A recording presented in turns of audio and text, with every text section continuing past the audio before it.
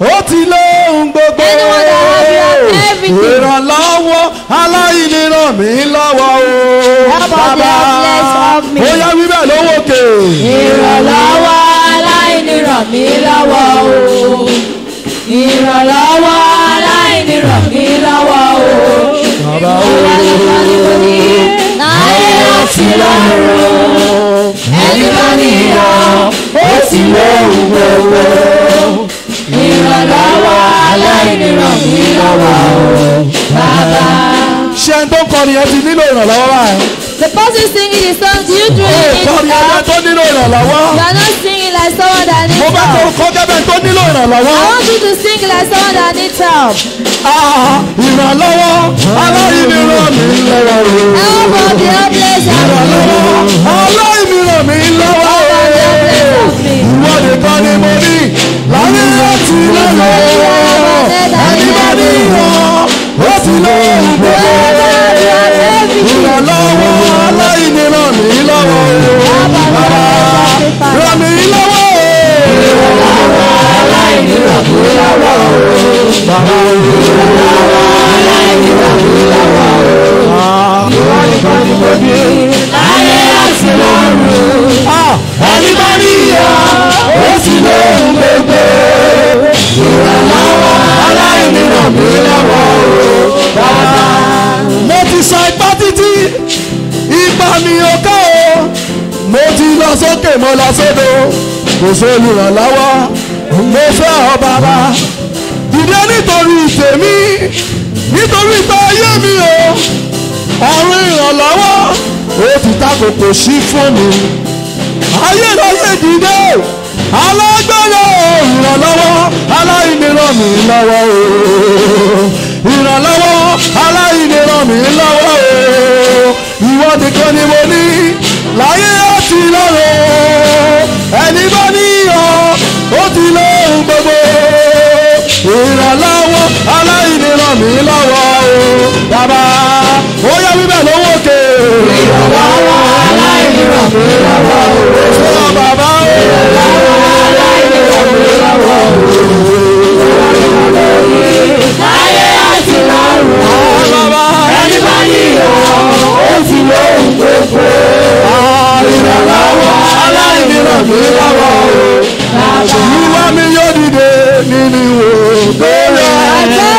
Amúlẹ́mí ìgbà ìgbà mi padà sí o. Àwọn mi lẹ́rù ògo, àmọ́ ẹ̀ṣọ́ ẹ̀gbẹ́ kúrò. Olúwa mi yóò dìde tèmi. Olúwa mi yóò dìde.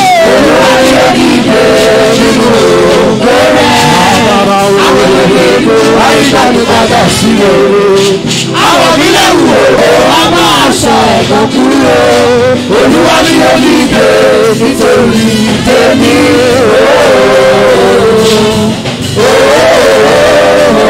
Orí yín sókè ẹ̀yin ilẹ̀kùn ọ̀nà, kágbé yín sókè ẹ̀yin ilẹ̀kùn ayérayé.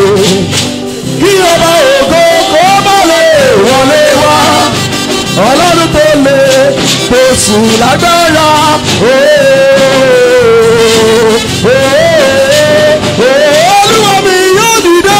Olúwa mi yóò dìde nínú òrà. Àwọn mi dùn àyíká mi padà sí rere. Àwọn mi lẹ́rù ògbó abá aṣọ ẹ̀ṣọ́ kúrò. Olúwa mi yóò dìde nítorí tèmi.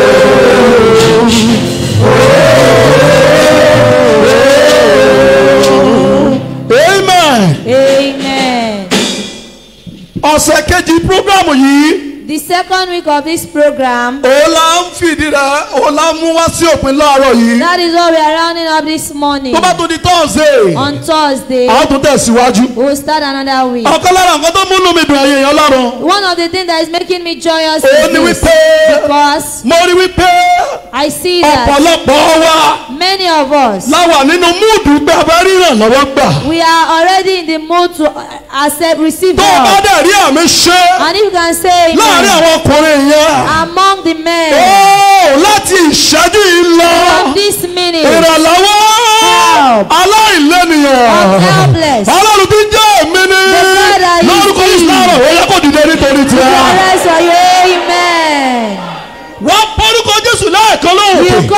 of Jesus wọ́n aloud. bí ẹ̀mí mọ́ ní ìgbà kejì. And call Holy Spirit to Olúwa follow. láàárọ̀ yìí. Lord, this morning. Láàárọ̀ yìí. This morning. Jẹ́ kí ayé mi ó gba ìyípadà ọ̀tun. Let my life receive a new turnaround. Jẹ́ n sọ fún ọ. Let me tell you. Tó bá wọ pé Jesus is alive. If you hear Jesus is alive. Jesus is alive. Jésù wà Táwọn láàyè. èèyàn ò rí kàánú ayé rẹ. And people are not seeing it in Kò your tí ì life. nítumọ̀ sà. It's meaningless. Kò tí ì nítumọ̀. It's meaningless. Jésù wà láàyè Jesus is alive láti yí ayé rẹ àti tèmi padà. to change your life and my life. Ó wà láàyè He's alive láti jẹ́ kí ayé tìrẹ àti tèmi ó nítumọ̀. to make my life and your life meaningful. Ó wà láàyè He's alive láti sọ gbogbo pàlàpàlà rìn láti sọ di títọ́ nínú ayé rẹ àti change tèmi. every crooked way straight. Ó ní agbára yẹn o. He has the Ó power. dẹ̀ yí ayé àwọn èèyàn padà. He still changes life. Orúkọ Jésù lẹ́ẹ̀kan lọ́wọ́ òkè. Jesus alive. Ọlọ́run ẹ̀mí mímọ́. Holy Spirit. Láti àárọ̀ yìí lọ. This morning. Jẹ́ kí ayé mi. Let my Kó bá life. mi gbà yípadà sí rere. To receive a new turnaround.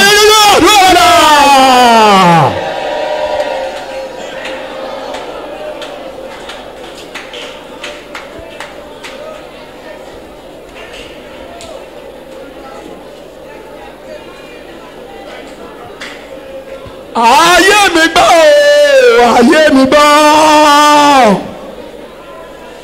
Gbà yípadà rẹ̀ sí rere lórúkọ Jésù o. Aha! Láti àárọ̀ yìí lọ, ìwọ ayé mi gbọ́. Bẹ̀rẹ̀ sí gbà yípadà sí rere. Aha! Olúwa gbọ́ àdúrà ní orúkọ Jésù Kristi. Olúwa wa. Amen. Ìrànlọ́wọ́ tí ayé rẹ nílò. The help that your life needs. Tí ó yí ayé rẹ padà sí That rere. will change your life for good. Tó o bá rí àmì ṣe látẹ̀yìn yẹn You o. can say amen. Ó yá kó dìde fún ayé You rẹ. shall rise for you. Amen. Ẹ̀yin tá a wà láyé yẹn ṣàmìlà mo ní ìrànlọ́wọ́ yẹn kó dìde fún ayé rẹ. Amen. Ọlọ́run ẹ̀mí àwọn olè agbẹ́yìnká ẹgbà ọpẹ́ wa. Amen.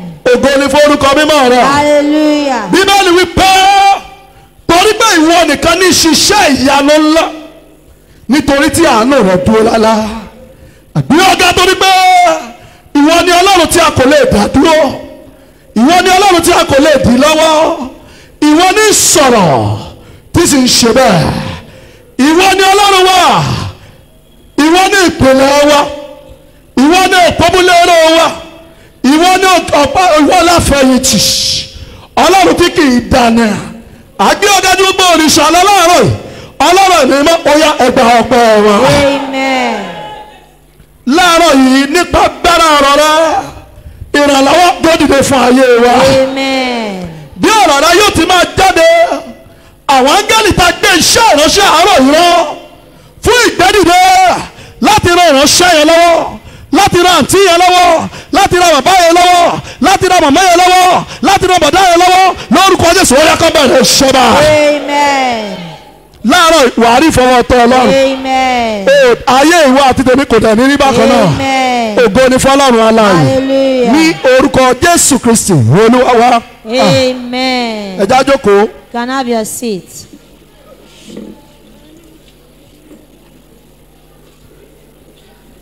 Àkòrí gbòòrò ilé tí a ti ń gbé yẹ̀wò. The broad theme that we have been examining, Òun náà ni wípé Ọlọ́run ìrànlọ́wọ́ wa. God is our help. Ọlọ́run ìrànlọ́wọ́ wa. God is our help. Láti ọjọ́ Thursday, Since Thursday, Dẹ̀ni Adẹ̀rí sọ̀rọ̀ lórí wípé we have been speaking on ìrànlọ́wọ́ ènìyàn the help of man asán ni. is void. Ìrànlọ́wọ́ ènìyàn The help of man asán ni. is vain.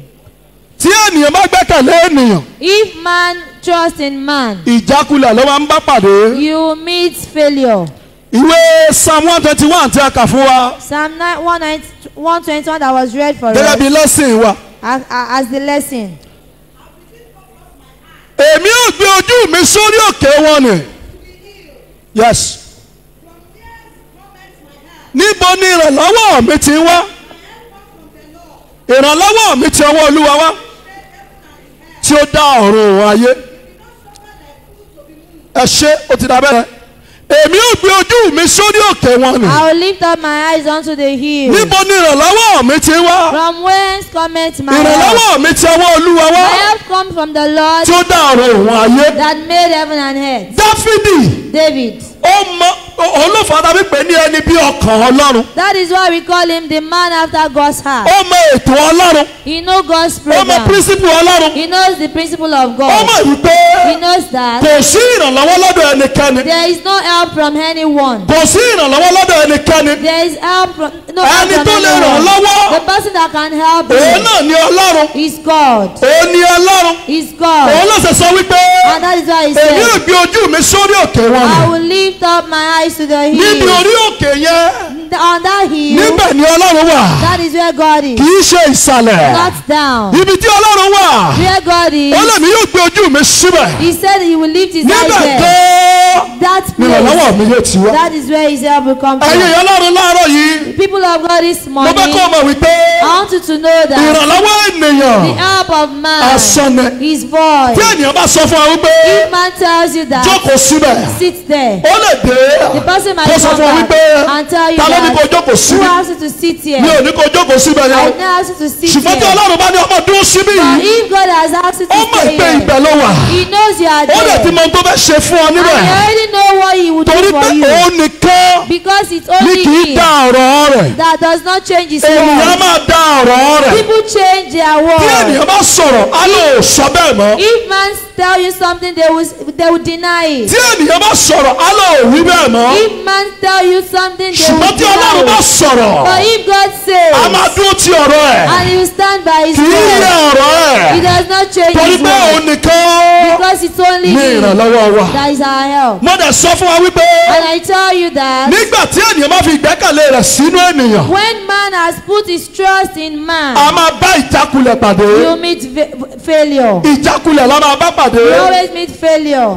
Mo sọ fún wa nípa arábìnrin yẹn. I told you about a woman Eléyìí tó tọ́ ọba lọ that went to the nínú ìwé king ọba kejì. in the book of Second Orí Kings, karùn-ún. chapter Ó 5. ní ọba. He said, King, Wò ó. see, Ohun tó ṣẹlẹ̀ rèé. look at what Ó happened. sì ràn mí lọ́wọ́. Please help me. Ọba yẹn wá dá lóhùn. The king answered Lótìtọ́, her, truly, ìyàn wà. there is Lótìtọ́, famine. Truly, ìdààmú wà. there's Ṣùgbọ́n níbo ni mo ti fẹ́ ràn ẹ́ lọ́wọ́? but how do I help Ṣé you? èmi àṣẹ Ọlọ́run bí? Am I God Eléyìí tí ó ràn ọ́ lọ́wọ́. that will help you? Mi ò lè pèsè ohunkóhun fún I ọ. can't provide anything for Ọlọ́run you. yìí nìkan lolùpèsè. It's only God Òun that nìkan ló lè ràn ọ́ provides. lọ́wọ́. He's the only one that can help you. Ẹ̀rí Rákélì Rachel. Rachel, Òun náà ké tọ̀ ọkọ rẹ̀ lọ Jákọ́bù. she went and cried to the husband Ó ní Jacob Jákọ́bù and said, Jacob, fún mi ní ọmọ. give me Jákọ́bù dá children. lóhùn wípé Jacob answered èmi àṣẹ her, Ọlọ́run bí. am I God? Èmi àṣẹ Ọlọ́run bí. Am I God? Àwọn ènìyàn wọ̀nyí These people, wọ́n mọ̀ wípé they know that Ọlọ́run nìkan it's only ní God olùrànlọ́wọ́. that is the help. Ọlọ́run nìkan It's only ní God olùrànlọ́wọ́. that is our help. Amen. Amen. Bíbélì wípé The Bible ó ní says, fún wọn ní ìrànlọ́wọ́ rẹ give us your help ní ìgbà ìpọ́njú in the time of nítorí pé trouble. asán ni ìrànlọ́wọ́ ènìyàn. Because the help of man is Psalm void. number 60 verse 11. Psalm 60 verse 11. Ọlọ́run yìí nìkan It's only òun ló God lè fún ọ ní ìrànlọ́wọ́ that can help us ní ìgbà ìpọ́njú rẹ. in time of Kí ló trouble. ń tó ń là kọjá? What is the thing you are passing through? Ọ̀pọ̀lọpọ̀ ibi lẹ́lòmíì ti lọ. Many people have gone to many Ẹlòmíì ti lọ places. lé babaláwo. You have gone to the Ó herbalist. ti lọ lé oníṣègùn. You have gone to the ritualist. Màmá mi kan ní ìgbà kan. One of my mom sometimes ago, Nígbà yẹn wọ́n ní ìṣòro kan. she was in, Ìṣòro yẹn wọn ò sọ fún ẹnikẹ́ni. she didn't tell anyone. Ṣùgbọ́n ẹnìkan tó wá sọ fún. The person she told, Ẹni á lọ pé kò sí ìṣe kò sáì ṣe màá mú ẹ lọ bìkan. person told her that he would take her Mi ò sọ somewhere. story fún wa. I did not tell you the Àwọn ọmọ story. ọmọ ọmọ onímọ̀ kan láwọn màmá mi. It's one of my mother. Bó lọ bẹ́ mú mi lọ. Where do you want to take me Kò sí to? wàhálà tábà ti débẹ̀ wọ́n á sọ nǹkan tó máa ṣe fún ọ. Ogun yẹn á dẹ̀ ṣẹ́. Once we get there, what we are going to do will be told to us and the battle will be conquered. Bẹ́ẹ̀ ni wọ́n mú débẹ̀. And they went there.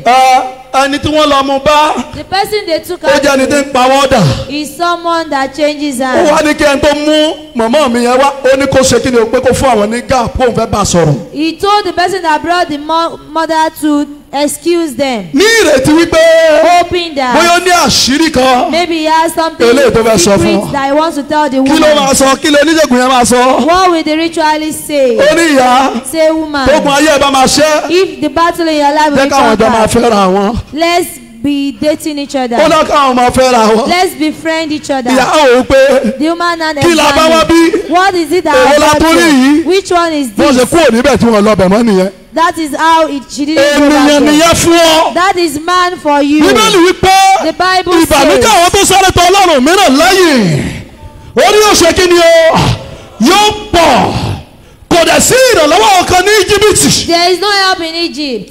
ẹlòmíì ti lọ́lẹ̀ babaláwo Someone has gone to the ó lọ́lẹ̀ village, oníṣègùn went to the ó lọ́lẹ̀ ritual, yẹ̀mí wò went to those that kò were sí there. ìrànlọ́wọ́ níbẹ̀. There is no help there. ẹnìkan ṣoṣo The only tó lè ràn ọ́ person lọ́wọ́ that can help òun you náà ní Jésù is Jesus. òun náà ní Jésù Is Jesus. òun náà ní Jésù Is Jesus. òun náà ní Jésù. Jesus. láàárọ̀ yìí This morning, kí ni àwọn nǹkan what are the things eléyìí tí ó lè dín ìrànlọ́wọ́ lọ́wọ́ nínú ayé rẹ. that can hinder God's help in your kí ni àwọn life? nǹkan náà. What are the things? mo fẹ́ sọ bíi márùn fún wa I want to tell you àádọ́ lọ 5, gbàdúrà torí àkókò wa. and we'll pray because of our kí ni time. àwọn nǹkan náà Hindrances eléyìí tó lè dín ìrànlọ́wọ́ lọ́wọ́. that would make you not to mo receive bẹ̀ sí help. ronú nípa ẹ̀ I begin to think mo of bẹ̀ sí it. gbàdúrà nípa I ẹ̀. prayed about it. ìwọ ni ìrànlọ́wọ́ wa. It's you that is our kí ni help. àwọn nǹkan wọ̀nyí What are the things eléyìí tí a lè ṣe that we can do? tàbí tí a nílò So all we need eléyìí tó lè mú kẹ́yìn Ọlọ́run that will make you ká máa ràn God, wá lọ́wọ́. not to help us. Number 1 The first òun ni one wípé is tó o bá fẹ́ rí ìrànlọ́wọ́ gbà lọ́wọ́ Ọlọ́run if you want to obtain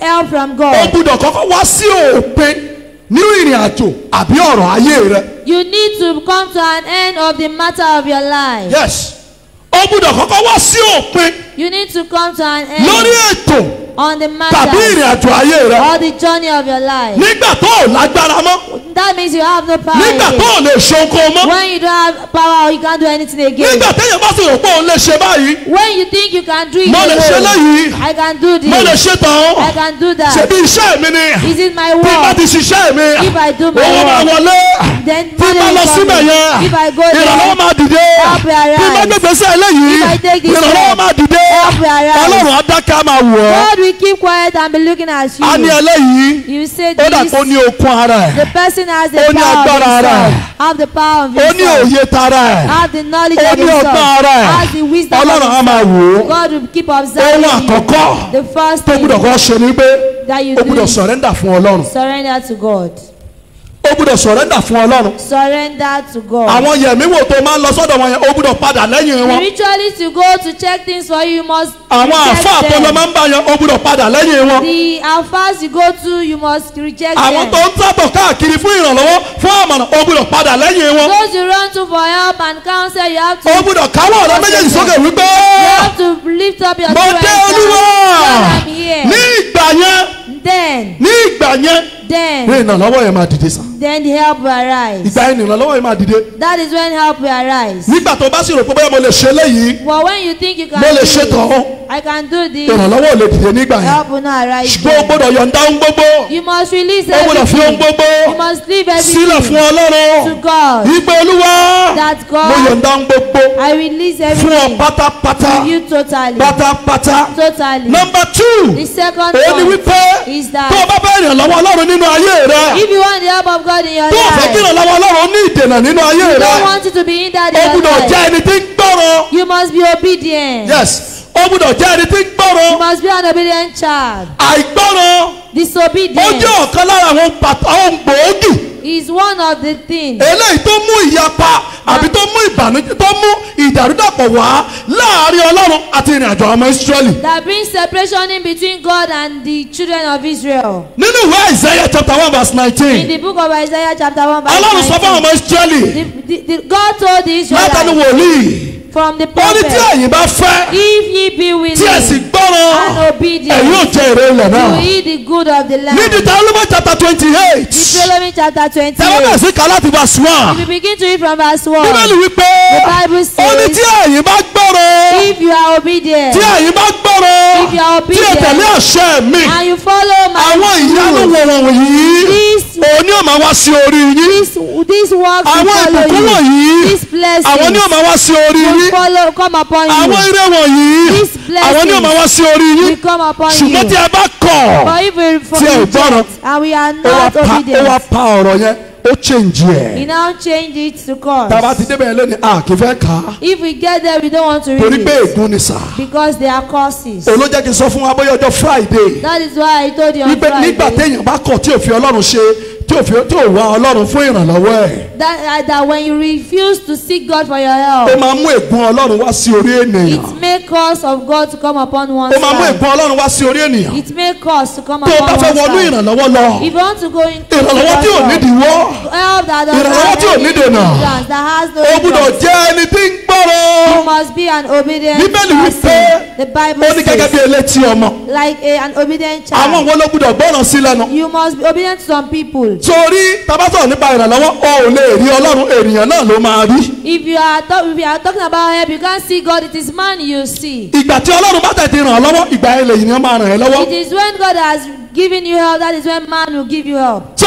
ìgbà tí Ọlọ́run bá ti dìde fún ìrànlọ́wọ́ rẹ When God has arisen for your help, ènìyàn ní láti dìde fún ìrànlọ́wọ́ rẹ man also needs to arise for your ọ̀kan help. láwọn tó gbúdọ̀ gbọ́ràn sí lẹ́nu One of the òun ni àwọn tọ́lọ́run fi ṣe adarí rẹ are those that the Lord has made them your leader. yes àwọn tí Ọlọ́run fi ṣe adarí rẹ Those that are your leaders. níbi gbogbo tó o bá wà In every place you bóyá are, nínú ìjọ ni either in the church tàbí níbi iṣẹ́ or yín at your workplace, níbi iṣẹ́ tó ti ń ṣiṣẹ́ the place you work. oníbò ni tàwọn adarí rẹ ṣe jẹ́ You said, how tó bá will ní you ká dé láago do? méje àárọ̀ When you ask to come tó o 8, bá dago mẹ́jọ ò ní dé síbi iṣẹ́ you will not come to 8. irú ẹni bẹ́ẹ̀ Such a person, ènìyàn kan ló máa bàjá it is not man that Principle will fight. Ọlọ́run It is the èyí principle ló of máa bá irú ẹni bẹ́ẹ̀ God jà. that will fight such person. a ní wọ́n gbógun tì òun He will say a ní they wọ́n are tiẹ̀ against nífẹ̀ẹ́ him. òun They not even a love ní him. wọ́n kàn yọ òun lẹ́nu ni They are just disturbing ṣùgbọ́n him. ìgbọràn tó yẹ kó ṣe But the obedience you need to Kò ṣe carry kí ni o? out, Kò you ṣe. did not carry it out. a máa dín ìrànlọ́wọ́ lọ́wọ́ It will hinder help. a máa dá ènìyàn dúró láti rí ìrànlọ́wọ́. It will make one not to receive help. Number 3 The third point, ó ní ọ̀tẹ̀ conspiracy, rebellion rebellion, ọ̀tẹ̀ rebellion. ọ̀tẹ̀ ò kì í jẹ́ kí ìrànlọ́wọ́ wọnú ayé ènìyàn Rebellion did not allow help to come to one's life. ọ̀tẹ̀ máa ń jẹ́ kí Ọlọ́run kó jìnnà sí ènìyàn. Rebellion will allow God to be far from man. ìwé Psalm 68 yẹn verse 6 ló wí Psalm 68 verse 6. Psalm number 68 verse 6. God said, Ọlọ́run mú ẹni òkújókòó nínú ilé. Yes. Ó sì mú àwọn tí a dè ní ẹ̀wọ̀n jáde wá sí ìgboro. Ṣùgbọ́n àwọn lọ́tẹ̀ ní í gbé nínú ilẹ̀ gbígbẹ. àwọn ọlọ̀tẹ̀ the rebellious. Bíbélì wípé The Bible ibo says, náà máa ń gbé where did they live? ilẹ̀ gbígbẹ On dry land. ilẹ̀ gbígbẹ. On dry land. nígbà tí àwọn ọmọ Ọlọ́run bá fohùn ṣọ̀kan When the children of God are in unity, wípé ń báyìí that this òun la gbéró ní orúkọ Olúwa we have established in the eléyìí name of tí the a fẹ́ Lord ṣe that want to do. tẹ wá kóra rẹ jọ àbí tẹ sara yín jọ Then you now pick yourself. tẹ wá lòdì sí ohun tí Ọlọ́run ti gbé kalẹ̀ yẹn You are now against God's ọ̀tẹ̀ ni wọ́n ń establishment. pè yẹn. It is called being Bíbélì rebellious. wípé The Bible ó ní irú says àwọn ènìyàn bẹ́ẹ̀ such people ó ní ilẹ̀ gbígbẹ náà máa ṣe kí ni o they will dwell in dry níbi téèyàn bá land. dẹ̀ ti ń gbé ilẹ̀ gbígbẹ And anyone that lives on kò a sí dry ìrànlọ́wọ́ tó land, lè wá ènìyàn rí níbẹ̀ there is no help that you can see téèyàn bá there. gbé ilẹ̀ gbígbẹ If you live on dry land, kò sí ìrànlọ́wọ́ tó lè wá wá there is no help that will come to ó you. ò gbúdọ̀ jẹ́ ọlọ̀tẹ̀ You must not be a sí rebellious ètò person Ọlọ́run to the tó o bá fẹ́ kí Ọlọ́run fún ọ ní ìrànlọ́wọ́ if you want God to help tó o bá you, fẹ́ kí ènìyàn ó ṣe ìrànlọ́wọ́ fún ọ if you want man to help you, tó o bá fẹ́ kí ọ̀run ìrànlọ́wọ́ ó ṣí fún ọ if you want the heaven of ó help to be gbúdọ̀ open sáré unto you, kúrò níbi ọ̀tẹ̀ you must leave the place of being ibi tó bá ti rebellious. ń sọ̀rọ̀ lòdì sí àṣẹ Ọlọ́run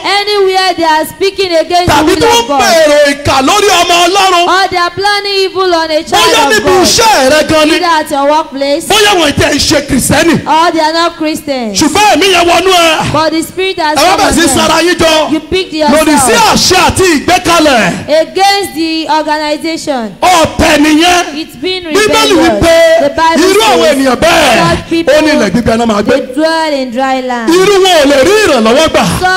Those of them can Wọ́n lè gbàdúrà. They can pray. wọ́n lè wà nínú ẹgbẹ́. They can be in wọ́n lè jẹ́ departments. akíkanjú nínú ìjọ. They might be vibrant in ẹ ó church. rí pé ayé wọn ò ní wu ni. You see that their life will not tó ó be dìgbà tó bá yí exactly padà. until when they tí wọ́n change kúrò nínú ìgbé ayé òtẹ̀. and live the life of ìgbà yẹn ni ohun rebellious. tuntun á bẹ̀rẹ̀ nínú ayé wọn. That is when help will arise for them. ọ̀tẹ̀ á máa dín ìrànlọ́wọ́ Ọlọ́run á máa dì lọ́wọ́. Being rebellious in that God's help, á máa dá dúró. it will stop it. olólùmí àlóhùn ti wà nínú ìjọ yẹn ti pẹ́pẹ́pẹ́pẹ́pẹ́. Some people will be giving history I know that tí ẹ they lọ́bẹ̀ mọ́. for long, they don't even òun tún know. lọ bòmíì. I went tí ò bá yí somewhere. padà If you don't tó tún gba change bòmíì lọ. and you go somewhere ọwọ́ else, Ọlọ́run yẹn á sì wà lára ẹ̀. the hand of God will still be on ilẹ̀ gbígbẹ ló you. máa gbé. You still be dwelling torí pé on gbogbo dry ayé land pátápátá because all the world ti Ọlọ́run ni. is of God. you must do away from anything called rebellion. A gbọ́dọ̀ ṣàkúrò níbi tí wọ́n ti ń ṣe ọ̀tẹ̀. number 4 The fourth point òun ló ń tà pè ní iyèméjì. is double-minded, yes iyèméjì doubt, iyèméjì being a máa double-minded. dín ìrànlọ́wọ́ Ọlọ́run lọ́wọ́. It's in that God's help. bí Ọlọ́run ti jẹ́ alágbára tó yẹn As much as God is bí ó ti jẹ́ powerful, oníṣẹ́ àmì àti iṣẹ́ ìyanu tó yẹn as much as He does bó ti miracles, jẹ́ pé ó wà nínú ọkàn rẹ̀ láti ràn ọ́ lọ́wọ́ tó as yẹn much as it is in God's heart to bó help ti jẹ́ pé you, oníṣẹ́ ìyanu ni tó yẹn as much as it is a tó miracle, o bá jẹ́ worker, oníyèméjì if you are a double-minded Bíbélì wí pé person, the onírú ẹni Bible bẹ́ẹ̀ says such ó a ní kò lè person rí ohunkóhun gbà lọ́wọ́ Ọlọ́run cannot obtain anything ó ní from kó God. gbàgbé ẹ̀ Forget it. kó gbàgbé ẹ̀. Forget it. ìwé Mark chapter 11 verse The 23 book of Mark chapter 11 verse 23. Mark chapter 11 verse 23.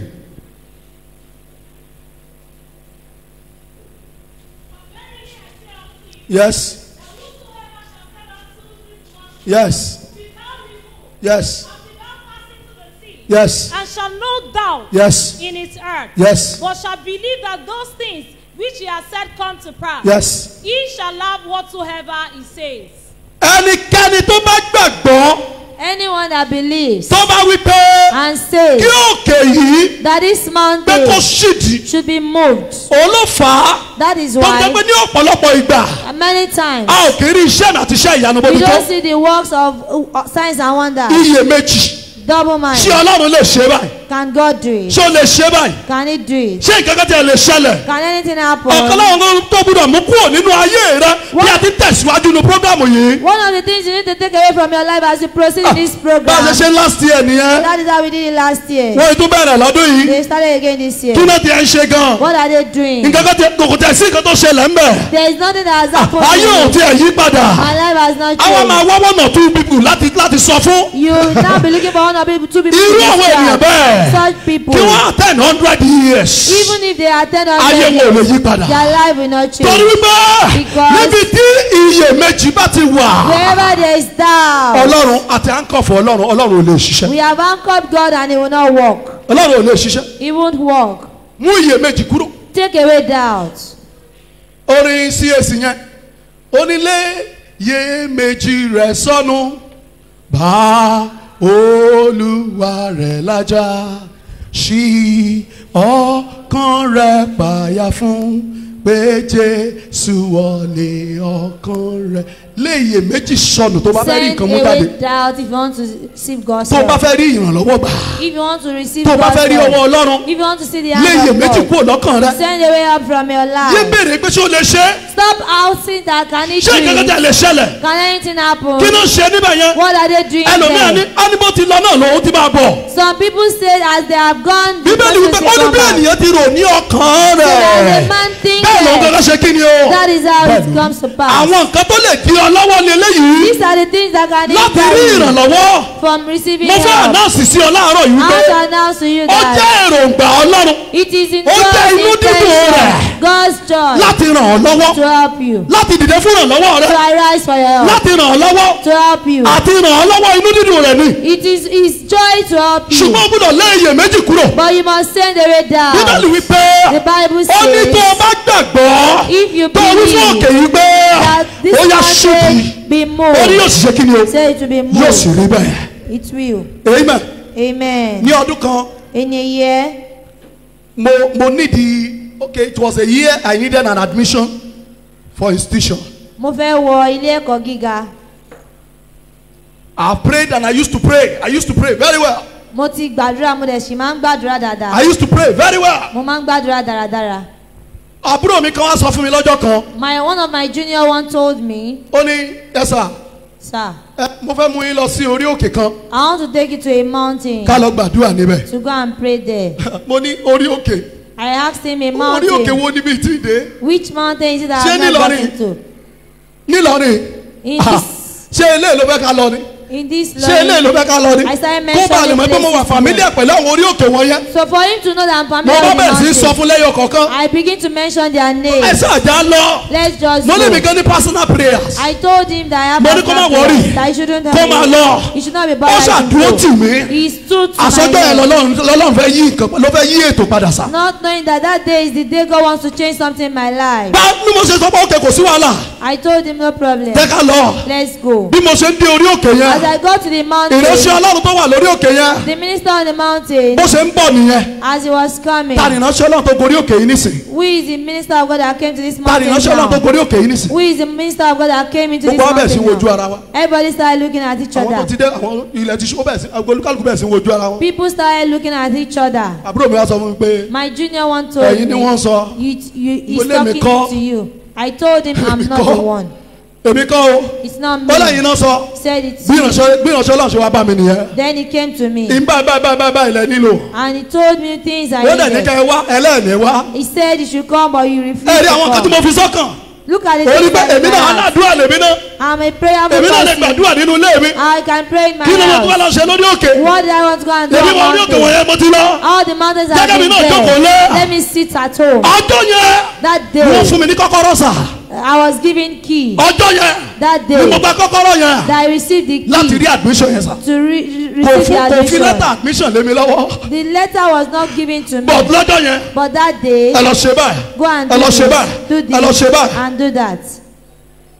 department méjì náà ti fún mi admission. The two departments gave me admission. department méjì. Two departments. wọ́n fún mi ní computer science níbi From kan. computer the same science. institution wọ́n dẹ̀ tún fún mi ní mathematics and statistics. Same institution gave me maths and statistics and computer science. mo ti ṣe èméjì pé kò lè bọ́ sí. I was having double mind. àṣì ọjọ́ yẹn lọ́lọ́run parí iṣẹ́ yẹn sà. Not knowing that God has concluded mi the ìmọ̀ nǹkan tó work. wà lọ́kàn tìyẹn I náà. don't know what is in your ó ní heart. àṣẹ lọ́dún tó kọjá. Maybe you've done kí ló fẹ́ that ṣẹlẹ̀ year. lọ́dún yìí. What wants to happen this ẹ̀yin ọmọ ọlọ́run year? ẹ wá. Children of God, ó ti listen. ẹ̀ ráyè wá. You don't even ó fi sọ́kàn débi pé wà wá. You did not even put in tí your ọlọ́run bá máa yí ayé ènìyàn padà If sà. God will change someone's tí ó bá máa life, ṣe ètò ayé èèyàn ní rere. you arrange ó your gbúdọ̀ mú life. iyèméjì kúrò ní You ọkàn must rẹ. take away being kó o dẹ̀ jẹ́ double-minded kìrìsìtẹ́nì tí ń gbọ́rọ̀. and be an obedient ọ̀pọ̀lọpọ̀ wọn ní Christian. gẹ́gẹ́ bí kìrìsìtẹ́nì. Many of us a are máa bẹ̀rẹ̀ iṣẹ́ Christians. àmì àti iṣẹ́ ìyanu. We have society ṣùgbọ́n around ìgbọràn us. jìnnà sí ayé wa. But obedience is far to ìgbọràn our jìnnà life. sí ayé wa. Obedience is far to ìgbọràn us. jìnnà sí ayé wa. Obedience is far to our ìgbọràn life. jìnnà sí ayé wa. Obedience is far to our olùfà life. That is Jésù why Kristi wípé Jesus ó ní àwọn said, ènìyàn wọ̀nyí these tó people, ló ń béèrè fún iṣẹ́ àmì àti iṣẹ́ they ìyanu. ask for signs and ó ní kò wonders. sí eléyìí tá a máa fi hàn yín There is no one that will bí be ìṣerú shown eléyìí ti here. jóná.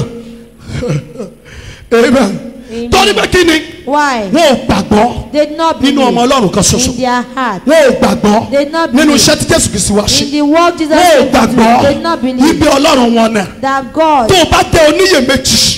if you are a double-minded Kò sí, person, you can be in the church for so many years, doesn't cost God anything. He will continue to do miracles in the life of people, and in your life, you will just be passing by. a lè wà nínú ìjọ fún ọdún pípẹ́, a máa ṣe iṣẹ́ ìyanu, ayé wa sì máa wà ní ojú kan. This morning, as you cast away every issue of doubt in your mind, Ní àárọ̀ yìí bí a ṣe ń mú gbogbo iyèméjì kúrò, and you are focusing on God for your divine help, tí a dẹ̀ ń wo Ọlọ́run fún ìrànlọ́wọ́ wa, help shall rise for you in the name of ìrànlọ́wọ́ Jesus máa Christ. dìde fún yín lórúkọ Jésù àmín. Number 5. Ìkarùn-ún, Pride.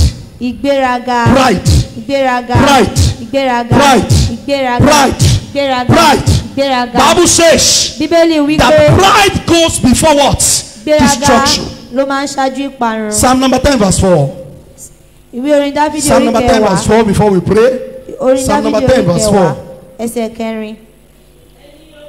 Ènìyàn búburú nípa ìgbéraga ojú rẹ̀ kò fẹ́ ṣe àfẹ́rí kò ọlọ́run fẹ́ ṣe àfẹ́rí Ọlọ́run. ọlọ́run kò sí ní gbogbo ìrònú rẹ̀. Ọlọ́run kò sí ní gbogbo ìrònú rẹ̀. ẹ ṣe mọ́ mi nítorí ìgbéraga àyà rẹ̀. Because of the pride in the Kò person's fẹ́ wá heart. Ọlọ́run. No, does not Ta ni see God. Ọlọ́run? Who is Yóò God? di ara ẹ̀ mọ́. That is, he showed Ẹlòmíì himself. alóhùn sọ̀rọ̀ sọ́lọ́hùn. Someone will say, I'm Alóhùn not ètí speaking to Ọlọ́run. God. I know Ṣùgbọ́n nígbà it's tí God. Ọlọ́run bá sọ̀rọ̀. But when God Tó speaks, tẹ̀lé. and you are not Tó rìn following nínú it, ìlànà ẹ̀. and you are not Ohun walking tó in ń sọ His fún will, Ọlọ́run ni pé what you are telling God fọwọ́ is, mú ọwọ́ rẹ lọ́wọ́. hold on to Bíbélì yourself. wípé The Bible ó ní Ọlọ́run kò says, sí nínú èrò wọn. God is not in their Kò sí thoughts. nínú èrò wọn. God is not in their Kò sí nínú thoughts. èrò wọn. God is not in their Torí thoughts. ìgbéraga àyà wọn. Because of the Ìgbéraga pride. máa dín ìrànlọ́wọ́ lọ́wọ́. It is pride that Kì í jẹ́ hinders us. kọ́lọ́run ò lè ṣiṣẹ́. It does not allow God Kì í to jẹ́ kí work. iṣẹ́ àmì àti iṣẹ́ ìyanu ó It does ṣẹlẹ̀. not allow works of signs and Number 6 wonders. ó ní àdúrà. The sixth one is prayer. Àdúrà. Prayer. Tó o bá fẹ́ ìrànlọ́wọ́ Ọlọ́run, If you want the help of ó gbọ́dọ̀ God, lè gbàdúrà. you must be able to Torí pé àdúrà pray.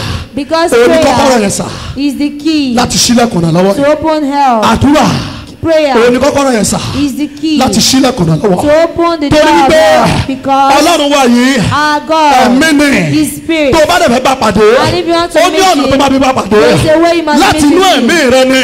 Through your spirit. Nípa àdúrà. Through prayer. Nígbà tí wípé The Bible ó ní nípa says, àdúrà when you pray, àti ìdúpẹ́. through prayer Ó and ní ẹ jẹ́ kí thanksgiving, ìbéèrè yín. let your Ẹ jẹ́ kó di fífi hàn fún Ọlọ́run. request be made known to God. Ẹ̀yin ọmọ Ọlọ́run lórí òkè yìí. Children of God on this Àtẹ̀yìn tẹ́ mountain, darapọ̀ mọ́ wa fún prógrámù yìí. and those that have made Ó jẹ́ ètò Ọlọ́run. it is in Ó God's jẹ́ plan. ìdùnnú rẹ̀. It is Ó jẹ́ joy. èròǹgbà ọkàn rẹ̀. It is Ó jẹ́ intention. ọkàn Ọlọ́run. It is the heart of God Láti gbé ìrànlọ́wọ́ dìde fún ọ. to make help to Láti arise ràn ọ́ for you, lọ́wọ́. to help you. Ó ní Ọlọ́run yóò ràn ọ́ lọ́wọ́. God will help Ní you kùtùkùtù òwúrọ̀. in the morning. Ọlọ́run yóò ràn ọ́ lọ́wọ́. God will help you. Ó ní àwọn òkè ṣídìí. The mountains move. Ó ní àwọn òkè yọ̀. The mountains Olúwa move. lọ́run.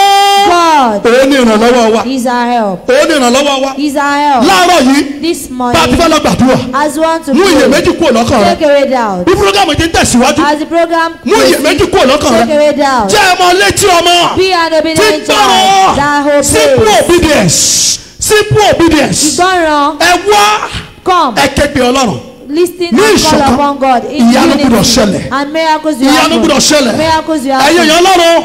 People of Láàárọ̀ God, yìí, this A fẹ́ morning ké pe Ọlọ́run. want to call on Fún ìrànlọ́wọ́. God for help. Tó bá lè ran Anna lọ́wọ́. If he could help Hannah, Ó lè ran ìwọ náà lọ́wọ́. he can help you. Tó bá lè ran Rákẹ́lì lọ́wọ́. For him to have helped Ó lè ran ìwọ Rachel, náà lọ́wọ́. he can help you. Bíbélì wípé The Bible ó ní Ọlọ́run sì says rántí Rákẹ́lì. that God and Ó God lè remembers ṣí inú Rachel ẹ̀. and opened her Tó bá lè womb. ràn án lọ́wọ́. If he can Ó help lè ran ìwọ náà them, lọ́wọ́. he can help you. Ọkùnrin etí Bethsaida yẹn ló dé odò Bethsaida The yẹn. man at the pool of Tó Ọlọ́run bá lè ràn Bethsaida, án lọ́wọ́. for God to Ó lè have ran helped ìwọ náà you, lọ́wọ́. he can help you. Obìnrin orísun ẹ̀jẹ̀. The woman with the Ìrètí pool of ìrètí blood pé and all fún ọdún was lost méjìlá. for 12 Tí Ọlọ́run years. bá lè ràn án lọ́wọ́. If God could Ó help lè ran you, ìwọ náà lọ́wọ́. he can help you. Kí ni ìṣòro rẹ? What is the Kí problem? ni ìdààmú rẹ? What is the Kí ni serious ìpòrúurú sorrow? ọkàn rẹ? What is your Agbára àwọn ló tẹ̀ ọ́ lórí bá. What is the Ọlọ́run lè dìde fún ìrànlọ́wọ́ rẹ. Lord can Ṣé help àìsàn ni? us. Is it Tó bá dìde sickness? fún ìrànlọ́wọ́ rẹ, He can help àìsàn yà á pòórá. The sickness will Irú be iṣẹ́ àmì vanished. ṣé ìyanu wo ló ń fẹ́? Is it concerning Kí ló your ní work? Ọlọ́run ó ṣe fún What ọ? is the thing you want God Agbára to ń bẹ ní do? ọwọ́ rẹ̀ sà. There is power in Agbára ń bẹ that. ní ọwọ́ rẹ̀ sà. There is power in Kò it. yí padà. It changes Bíbélì not. wípé The Bible ọ̀kan says, lánàá, same ọ̀kan lónìí, yesterday, today, ọ̀kan títí ayé àní and pẹ̀kọ́. forever. Bó ti ṣe ní ìgbà ayé àwọn bàbá As he wa. does then, Bẹ́ẹ̀ ló ń ṣe títí lónìí. he still does Èmi it now. gbàgbọ́. I believe. Èmi gbàgbọ́. I believe. Ọkàn mi mọ̀ wípé My heart Ọlọ́run knows máa ràn ẹ́ lọ́wọ́. that God will help Ó máa you. ràn ẹ́ lọ́wọ́. He will rise Ó máa up. ràn ẹ́ lọ́wọ́. He will help Ó you. máa ràn mí lọ́wọ́. He will help you. Nínú prógrámù yìí, In this kí ni program, tó ń fẹ́ kọ́lọ́run ó ṣe fún? What is the thing you are expecting God to do for you? Agbára rẹ̀ wà síbẹ̀ sà. The power is still the Ẹ ká dìde same. lórí ẹsẹ̀ wa. Be upstanding. Amen. Amen. Amen. Ṣé o gbàgbọ́ pé ó máa ràn ẹ́ lọ́wọ́? Do you believe He will help you? Ṣé o gbàgbọ́ pé ó máa ràn ẹ́ lọ́wọ́? Do you believe He will help you? Ẹ̀yin tá a wà ń bí tá a máa ẹ ti ń wáṣẹ́ You that you are seeking, looking for a job fún ọdún tó ti pẹ́. for years. Àbí eléyìí tó ń ṣe kò tẹ̀ tẹ́ ẹ lọ́rùn. All the one you are doing, you are not satisfied. Mú iyèméjì kúrò lọ́kàn rẹ̀. Take away doubt. Kó o ṣe gbogbo tọ́lọ̀ bá ní ká ṣe láàárọ̀ yìí. And do everything God will instruct Mú us to do this ìgbàgbọ́ kúrò morning. lọ́kàn rẹ̀. Take away unbelief. Olórí ìwé sí èsì yẹn wípé. The Àìgbàgbọ́ bílá tèmi lÓlúwa ó yóò sì dìde fún ìrànwọ́ mi ṣá máa gbàdúrà ó yóò ṣe ìrànwọ́ gba Kristi wà lọ ìfò àkọsí. Mú àìgbàgbọ́ kúrò nínú ayé rẹ. Take away unbelief from your heart. Iṣẹ́ tó ń ṣe ò tẹ́ ọ lọ́rùn. The work you are doing, you are not satisfied with it. Alágbára ńlá ó máa na ọwọ́ rẹ̀ lọ́wọ́lọ́wọ́ báyìí. The mighty one will stretch his hand this Ọlọ́run máa tẹ̀mú morning. ìgbàanì. The God of Ó máa na ọwọ́ kan covenant, sà. he will stretch his Yes, hand. ó tó sọ fún mi nìyẹn sà. That is what he told me. Màá yìí kà sí rẹ̀ ayé kà páálí bẹ̀ yìí kà sí rẹ̀. Ọlọ́run na ọwọ́ yẹn sà. He will stretch his Iye hand. àwọn tó bá lè di ọwọ́ yẹn mú láàárọ̀ yìí. Anyone that can hold on to that hand Ní this ìgbàgbọ́. morning, in faith, Ní ìgbàgbọ́. faith. Káì iye àwọn tó bá lè di ọwọ́ yẹn mú láàárọ̀ yìí. Everyone that could hold on to the hand this Ìrànlọ́wọ́ morning, wọn ní láti ru ọdún ìrànlọ́wọ́ lọ. you are going to help. Ṣé o wà ń bí? Are you here? Ṣé o wà ń bí? Are you here? Mo fẹ́ kó jẹ́ kí ìgbàgbọ́ rẹ ó dìde. I want you to arouse your faith. Gbé ìgbàgbọ́ rẹ sókè. Lift up your Kí faith. ni ìṣòro rẹ? What is the problem? Kí ni ìdààmú rẹ? What is this thing that's Ọlọ́run ní troubling your ìrànlọ́wọ́ wa. heart? God is our help. Lọ́wọ́lọ́wọ́ ìrànlọ́wọ́ ní ìgbà ìpọ́njú. Our present help in Òun ní time of ìrànlọ́wọ́ wa. trouble is our help. Àyè tó wà yẹn ò tẹ́ Ọlọ́run. That place you are, you're not Kò sí ẹ̀dá satisfied. tó lè yí padà sà. There is no one that could Ọlọ́run change it. nìkan ló lè yí padà. It's only God. Tó bá ti pàṣẹ ìyípadà, If he has àwọn ènìyàn máa commanded, bẹ̀ sí ṣètò ní. people will begin Aha, to make àwọn èèyàn á máa ṣètò they will begin to fún gather àyípadà yẹn sà. for a change. Kí ló fẹ́ wá kọ́lọ́run ó ṣe? What is the thing you are seeking? Kí ni ìrànlọ́wọ́ for táyé help? rẹ fẹ́ o? What is the help your O life ò lè needs? ran ara rẹ lọ́wọ́. You can't help yourself. Ènìyàn ò lè ràn ọ́ lọ́wọ́. Man can Ọlọ́run ló lè ràn ọ́ lọ́wọ́. The only God Nígbà that tó can bá help ràn ọ́ you, lọ́wọ́, when he helps ìgbà yẹn you, lènìyàn máa dìde. that is when man Ẹ̀yin will Ọlọ́run, rise. Children of gbogbo God, ènìyàn, everybody, ẹ nawọ́ yín méjèèjì sókè. raise your two hands. Ẹ nawọ́ yín méjèèjì sókè. Raise your two hands up. Ṣí ọkàn rẹ payá. Open your heart. Mà á lè kàn sí lọ. Ṣí ọkàn rẹ payá. Open your heart. Ó ṣí ọkàn rẹ payá. Open your heart. Ayérayé o, mà á kàn náà lìyà. Líbo kùtù wáyé kà sí dà ayé kà pàálí bò yìí kà sí dà bò. Rukahali láyé kà tù líyà kà tà hílì bò kúndà ayé kà sí dà. Lukili akali kà tù púlì bò yìí kà sí dà bò. Ẹyẹ ènìyàn wá káyìlì kà sí dà bò. Yes, yes, yes. Tani ìgbàgbọ́ rẹ̀ yẹn ti rọ̀ mọ́ ọwọ́ yẹn. Which person's heart Aha. is to that faith? Aha. Aha. Yes. Yes. Aha. Ṣí ọkàn rẹ payá. Open your heart. Ṣí ọkàn rẹ payá. Open your heart. Àwọn ènìyàn kan wà ń bí láàárọ̀ Some yìí. people are here this morning. Ọlọ́run fẹ́ yí ayé rẹ padà sí God rere. wants to change your Ó life fẹ́ yí for ipò good. rẹ padà sí He rere. wants to change your position. Ó ti rẹ̀ ọ́, ó ti sú ọ. You have worked and you are tired. Ó mọ̀nà àbáyọ mọ́. You don't know the way Ó out. mọ̀nà tá ń gbé gbà You mọ́. don't know where to go. Yes, ó yá jọ̀wọ́ gbogbo ẹ̀ fún bẹ́yẹn. Jọ̀wọ́ gbogbo ẹ̀ fún. Release everything to Tó o him. bá ṣe kò sẹ́ni tó lè ṣe If Ọlọ́run. he is not doing it, no one Tó o can do bá it. ṣe kò sẹ́ni tó lè ṣe There is Ọlọ́run. no one that can do it if you don't do Tó o it. bá Lord. ṣe kò sẹ́ni tó lè ṣe If you Ọlọ́run. don't do it, Lord, there is no one that Gbogbo can do it. ènìyàn, Everybody, ẹ ṣí ọkàn yín payá. open your heart wide. Báyé jẹ́ kíjọ bá rẹ̀ dé.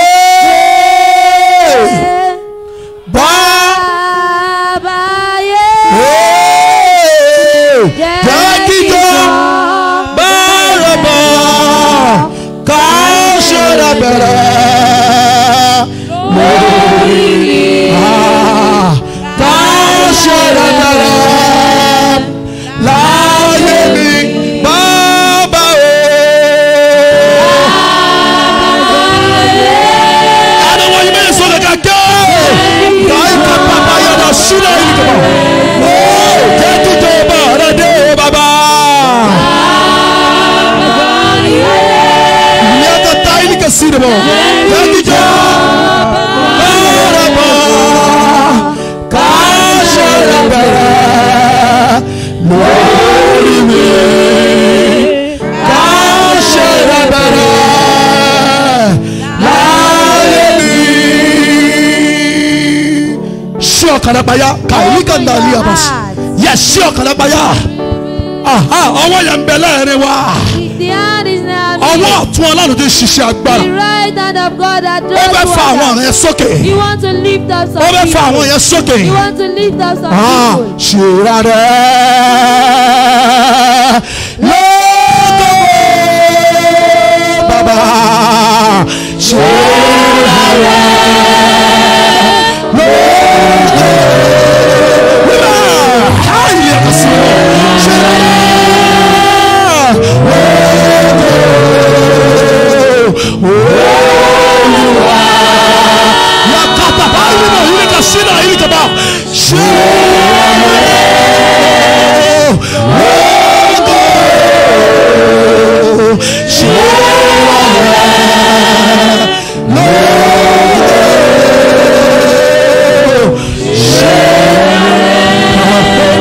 sida boshi. Kaili kanni bosila.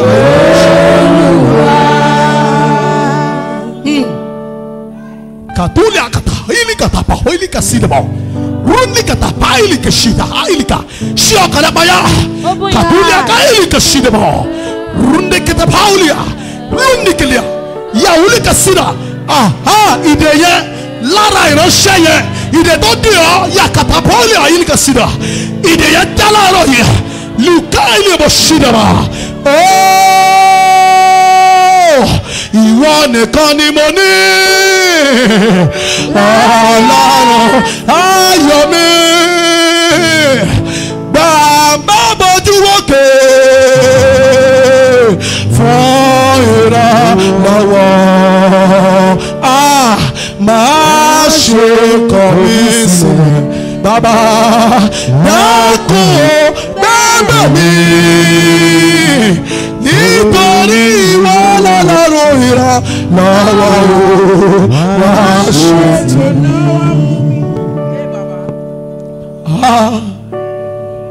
katukata yada lekoto bayada ilika sanda boyada rolikata polio yada kaside iliba jẹ́ kí ọkàn rẹ so mọ́ Ọlọ́run ẹ̀ ó ní ìrànlọ́wọ́ wa o kàálìbò ṣínà hẹ́líà babaláwo yẹn ò lè ràn ọ́ lọ́wọ́ ọ̀rẹ́ yẹn ò lè ràn ọ́ lọ́wọ́ wọ́n ti fi ọ́ ṣe yẹ̀yẹ́ wọ́n ti fi ọ́ ṣe yẹ̀yẹ́ ṣùgbọ́n ìrànlọ́wọ́ dìde bàbá bẹ́ẹ̀mi náà ṣe ó kí lè wá dúpẹ́ bàbá bẹ́ẹ̀mi náà ṣe ó kí lè wá dúpẹ́ ẹ̀mí mímọ́ bẹ́ẹ̀mi náà ṣe ó kí lè wá dúpẹ́ bàbá bẹ́ẹ̀mi náà ṣe ó kí lè wá dúpẹ́ bàbá bẹ́ẹ̀mi náà ṣe ó kí lè wá dúpẹ́ bàbá bẹ́ẹ̀mi náà ṣe ó kí lè wá dúpẹ́ ẹ̀mí mímọ́ bẹ́ẹ̀mi náà ṣe ó kí lè wá dúpẹ́ bàbá bẹ́ẹ̀mi náà ṣe ó kí lè wá dúpẹ́. ó ṣe ti Jósẹ́fù ọjà aráyé lójú Obedi Ódómù ó là lóṣù mẹ́ta Hánà tó ń gbé lágàn ó gbọ́mọ rẹ̀ wá dúpẹ́ o bàbá bẹ́ẹ̀mi náà ṣe ó kí lè wá dúpẹ́ bẹ́ẹ̀mi náà ṣe ó kí lè wá dúpẹ́. ẹ̀mí mímọ́ bẹ́ẹ̀mi náà ṣe ó kí lè wá dúpẹ́ bẹ́ẹ̀mi náà ṣe ó kí lè wá dúpẹ́. alágbára bẹ́ẹ̀mi náà ṣe ó kí lè wá dúpẹ́ bẹ́ẹ̀mi náà ṣe ó kí lè wá dúpẹ́. bàbá bẹ́ẹ̀mi náà ṣe ó kí lè wá dúpẹ́ bẹ́ẹ̀mi náà ṣe ó kí lè wá dúpẹ́. alágbára bẹ́ẹ̀mi náà ṣe ó kí lè wá dúpẹ́ bẹ́ẹ̀mi náà ṣe ó kí lè wá dúpẹ́. bàbá bẹ́ẹ̀mi náà ṣe ó kí lè wá dúpẹ́ bẹ́ẹ̀mi náà ṣe ó kí lè wá dúpẹ́. ó ṣe ti Jósẹ́fù ó jàrá ayé lójú Obedi Ódómù ó là lóṣù mẹ́ta Hánà tó ń pè lẹ́gàn ó gbọ́mọ rẹ̀ wá dúpẹ́ bàbá bẹ́ẹ̀mi náà ṣe kí lè wá dúpẹ́ bàbá bẹ́ẹ̀mi náà ṣe ó kí lè wá dúpẹ́. bàbá bẹ́ẹ̀mi náà ṣe kí lè wá dúpẹ́ bàbá bẹ́ẹ̀mi náà ṣe ó kí lè wá dúpẹ́. ọlọ́wọ́lá ọlọ́wọ́lá bàbá náà wọ̀ rẹ̀ ọlọ́wọ́lá ọlọ́wọ́lá ọlọ́wọ́lá bàbá náà wọ̀ rẹ̀ ọlọ́wọ́lá. ọlọ́wọ́lá ọlọ́wọ́lá bàbá náà wọ̀ rẹ̀ ọlọ́wọ́lá ọlọ́wọ́lá ọlọ́wọ́lá bàbá náà wọ̀ rẹ̀ ọlọ́wọ́lá. bàbá náà wọ̀ rẹ̀ ọlọ́wọ́lá bàbá náà wọ̀ rẹ̀ ọlọ́wọ́lá bàbá náà wọ̀ rẹ̀ ọlọ́wọ́lá bàbá náà wọ̀ rẹ̀ ọlọ́wọ́lá. bàbá náà wọ̀ rẹ̀ ọlọ́wọ́lá bàbá náà wọ̀ rẹ̀ ọlọ́wọ́lá. ṣe bó ti ṣe ìgbàlà ṣe bó ẹ̀mí mímọ́ ṣe bó alágbára ṣe bó ìyáyáyáyá ìrànlọ́wọ́ tẹ̀lé ìrànlọ́wọ́ ìrànlọ́wọ́ ìrànlọ́wọ́ àwọn wòlíì oyè olùkọ́ wa sókè àwọn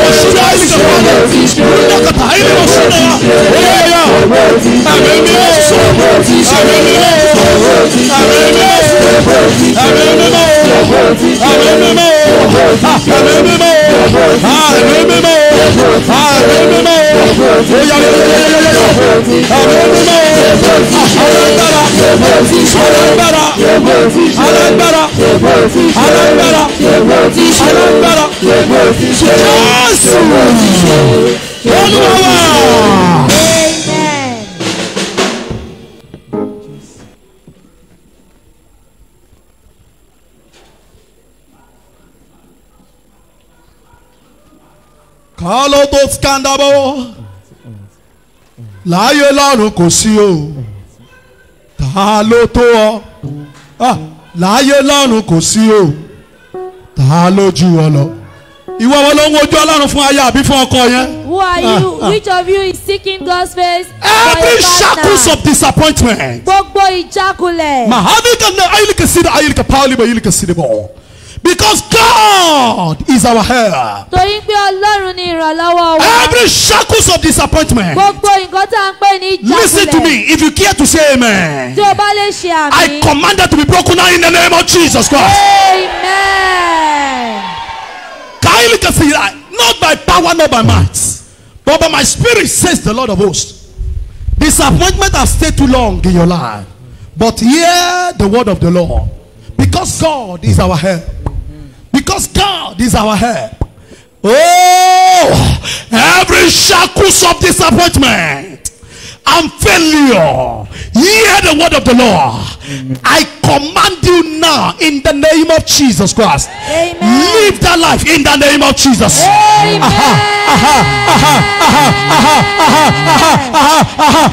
Live that body in the name of Jesus. Live that life in the name of Jesus. Oh yes, live that life in the name of Jesus. Bible says I will command a thing here on earth shall be established in heaven. I decree by the power in the name of the Lord Jesus Christ. Yes. Shackles of disappointment. I say it the third time. In the name of Jesus Christ. The name that reigns supremely in the affairs of men. The name Jesus. Every shackles of disappointment, I command them to be lifted now. In the name of Jesus Christ. Amen. Everyone raise your two hands up. The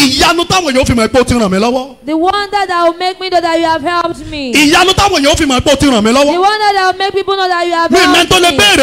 I don't know who can ask them.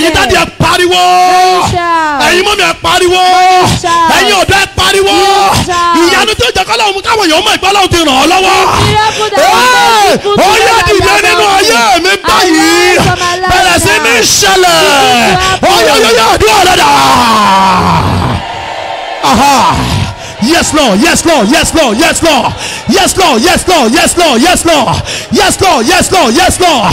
Ìyanu táwọn èèyàn fi wẹ̀ bọ́ ti ràn mí lọ́wọ́. Ó yá gbọ́ lọ́wọ́. Ẹ̀mí ó gbọ́ ilé mi lọ́wọ́. Ó yá mo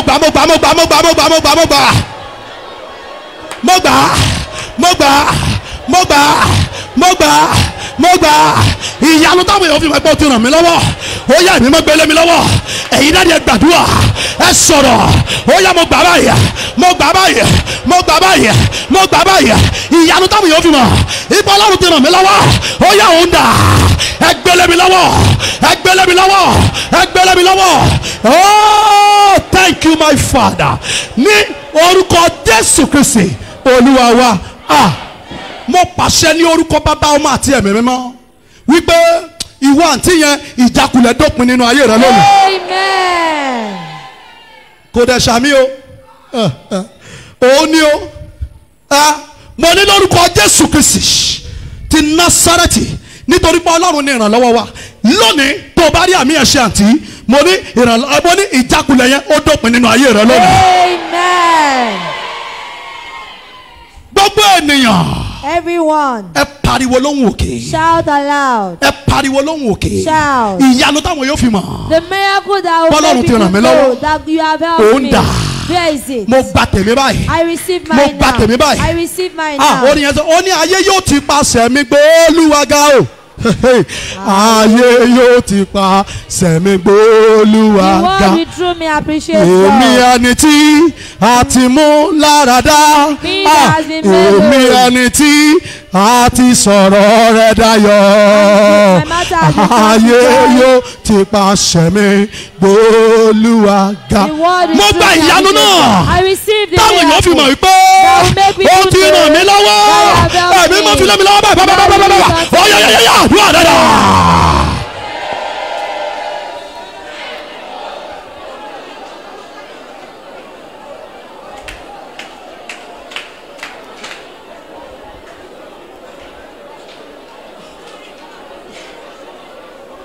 Ìyanu táwọn èèyàn fi mọ̀ pé ó ti ràn mí lọ́wọ́. Olúwa mo gba tèmi báyìí. Mo gba tèmi báyìí. Mo gba tèmi báyìí. Mo gba tèmi báyìí. Yes, I received that miracle that will make people know that you are of a truth. You have helped me. That you are my help. Yes, that you have helped me. I received that miracle now. I received that signs and wonder. Now, now, and now, in the name of Jesus. Thank you, Father. Ní orúkọ Jésù Kristi, Olúwa wa. Ó yá gba ìrànlọ́wọ́ yẹn. Amen. Mo ní lórúkọ Jésù gba ìrànlọ́wọ́ yẹn. Amen. A máa ń ṣe offering kan, covenant offering ni. We do give a covenant offering. Àbí bẹ́ẹ̀ kọ́? Ṣé bẹ́ẹ̀ ni? Ó yá tọwọ́ bọ àpò rẹ, àbí ìṣúra rẹ, àbí báàgì rẹ. Ó yá mú covenant offering yẹn jáde. Bring out your own covenant offering.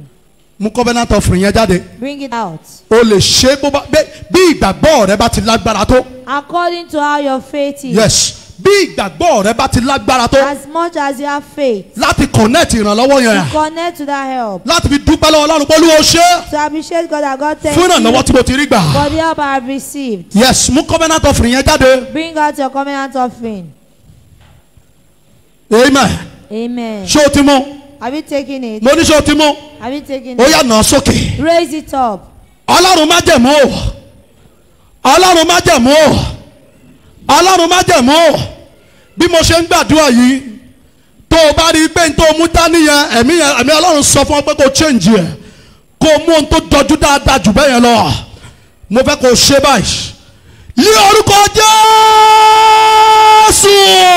Amen. Ṣàmì dáadáa. Ní orúkọ Jésù. Amen. Nípasẹ̀ ọrẹ tó mú dání. Tá ń pè ní ọrẹ májẹ̀mú.